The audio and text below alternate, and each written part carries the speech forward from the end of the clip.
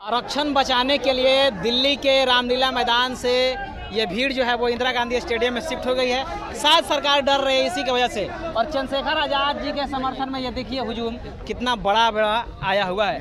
एक हमारे साथ एक शख्स हैं, इनका क्या मानना है, बातचीत कर रहे हैं। क्या नाम पड़ेगा? मेरा नाम है पूर्व सांसद राजबब्बर से देहात प्रतिनिधि पश्चिमी उत्तर प्रदेश अध्यक्ष गजेंद्र सिंह उर्फ बाहुबली। चंद्रशेखर के समर्थन। बोरकुल साहब, कंधे से कंधा, जहाँ चंद्रशेखर भाई का पसीना गिरेगा वहाँ भाऊ का खून गिरेगा। क्यों? यही तो कहते हैं, जले को आग कहते हैं, बुझे को रात कहते हैं। बस समझ जाओ उससे आगे क्या कहते हैं। जिसका जलवा कायम है उसका नाम चंद्रशेखर रावण है। जलवा कैसे? सुप्रीम कोर्ट और सरकार आरक्षण में बंटवारा कर। मेरी बात सुनो ना, देखो डर गई सरकार। कहाँ हमें कौन सा ग्राउंड था और कहाँ इंदिरा गांधी स्टेडियम दे दिया। डर रही है ना सरकार हमसे। एक शेर से डर रही है। अगर वो 2 शेर हो गए ना जंगल में तो डारेंगे फाड़ेंगे भी। ध्यान रखना मुन्ना, झुंड में सुअर आता है, शेर अकेला। चंद्रशेखर आजाद शेर हैं। राइट, शेर है। शेर को देखिए, ग्रेट चमार शेर। क्या बात करते हो? जिसमें दिल नहीं वो दिल की बात क्या करेगा। जो खोल के चमारों का साथ देता है उसे चंद्रशेखर रावण कहते हैं। जय भीम।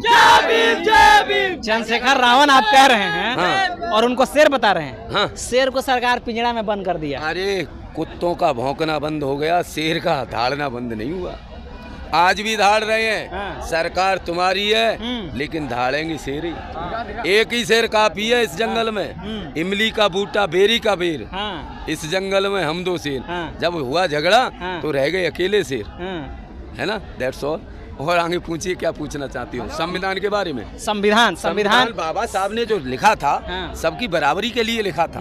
लेकिन आरक्षण बंटवारा कर रहा है, सही तो कर रहा है। कौन? सुप्रीम कोर्ट, सरकार कर रही है। सरकार क्या जानती है इसमें?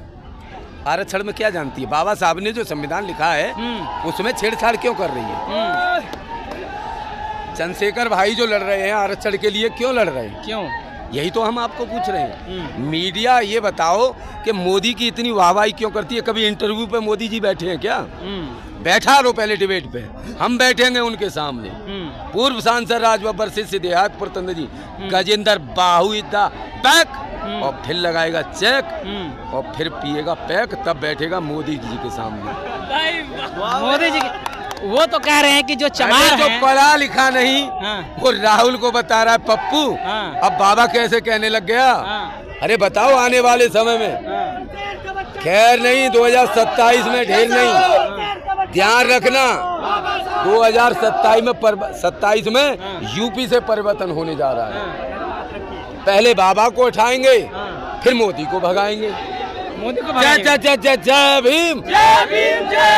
आप कह रहे हैं चंद्रशेखर आजाद जो है वो चमारों की लड़ाई लड़ रहे हैं, सब कौम की लड़ाई। लेकिन मेरी सवाल ले लीजिए, चंद्रशेखर आजाद जो चमार कौम से आते हैं, चमारों ने वाल्मीकियों का आरक्षण खा लिया तो उनको हिस्सेदारी देना जरूरी है ना जी ना। कौन कहता है? लिखित में दिखाओ हमें। सरकार कहती है, सरकार सुप्रीम कोर्ट कहता है। झूठ का, देखो मेरी बात हो, झूठ का पुलंदा है।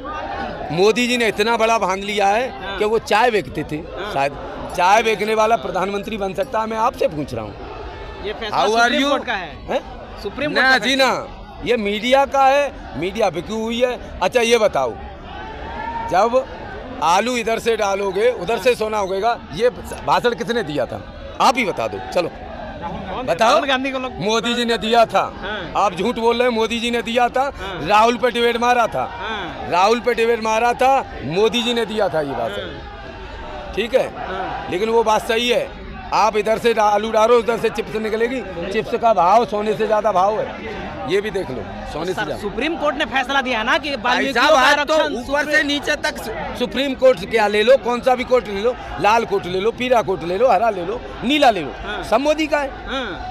अरे सुप्रीम कोर्ट पर आप एलिगेशन लगा रहे हैं। क्या बात कर रहे हो? हम नहीं लगा रहे हैं, ये तो मोदी जी जाने। मोदी जी क्या कर रहे हैं? रात में नोट बंद कर दें, दिन में वोट बंद कर दें, ये तो मोदी जी की बात है। वाह, ऐसा आदमी हमें कहीं मिलेगा है? अरे क्या माता बहनों का विश्वास था अपने पतियों पे, वो पतियों का विश्वास ही हो गया। क्यों कि नोटों को कोई नोट निकल आए, यानी कि अब कहाँ से नोट निकल आए? तुम तो कहती थी नोट नहीं है। जब नोटबंदी हुई तो सारे नोट बेईमान भी बना दिया और ईमानदार ऐसे बना दिया कि उनके खाते खुलवा करोड़ों रुपए कमा गए।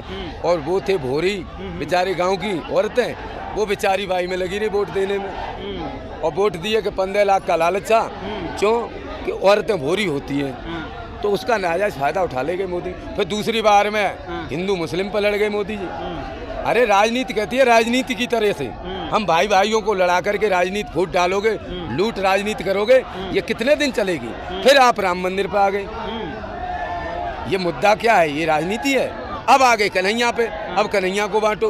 सपा वाले अपनी तरफ खींच रहे हैं, बीजेपी वाले कह रहे हैं हम बनाएंगे भव्य मंदिर। अबे भैया जो बताओ, ये गरीब मजदूर किसान राम मंदिर भालो, ये गरीब मजदूर किसान जो है, जो बताओ ना, ये हमें रोजी रोटी दे देगा क्या? आप ही बताओ। आप मीडिया वाले, मिलता है रोजगार? क्या मिलता है? हम भीख मांगने बैठ जाए मंदिर पे? हम गरीब लोग भीख मांगने क्यों? कि भीख लायक भी नहीं छोड़े आपने? क्या रोजगार है? नहीं, बच्चे पढ़ा, जिन लोगों पे बच्चे हैं उन्हें पूछो खच्चे की। नीचे से ऊपर दोनों सरकार में जो बैठे हैं मुख्यमंत्री और प्रधानमंत्री, उन पे बच्चे नहीं है, उन्हें पता नहीं है चड्डी बनाने का खर्चा क्या है, रोटी खाने के लिए निवाला नहीं है, पढ़ने के लिए पैसा नहीं है, रोजगार है नहीं, और आप बढ़ाई करते हो मोदी जी की। मैं तो कहता हूँ धन्य मोदी जी, अब 5 साल और आइए, क्योंकि हमारे गरीबों की आंखें खुल जाएंगी। मोदी जी की वजह से है, और क्या नहीं? डिजिटल इंडिया बनेगा जब गरीब मर जाएगा, इसका खून चुस जाएगा।